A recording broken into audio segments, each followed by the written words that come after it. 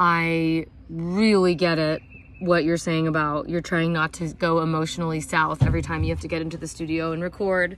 Singing is so personal and it's so vulnerable. And when we really love singing and are so passionate about singing the way you are, the way I am, it feels so inextricably tied to our own happiness and our own sense of self-worth. What are we doing to set ourselves up for success before we get in the studio, before we press the record button? So much of what we do before somebody presses the record button is going to affect what you get, what you're going to hear once you start singing, and what gets recorded on that track.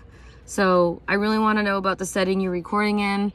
I want to encourage you to do 20 to 30 minutes of cardio and stretching before you start to record. You need to do exercises physically and then do vocal exercises. So it's not an effortless, I just show up, I just roll out of bed, walk into the studio, test your levels and go.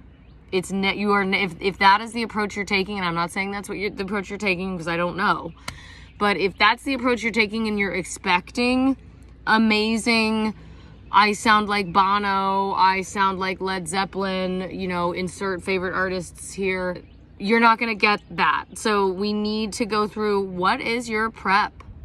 What's your warm-up? How do you get in a good space, not just mentally, but physically, to record? So please get a straw. Please do woo,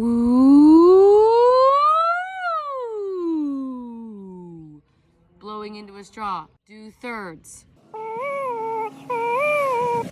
I ideally warm up for 30 minutes before I am in a studio, before I'm recording.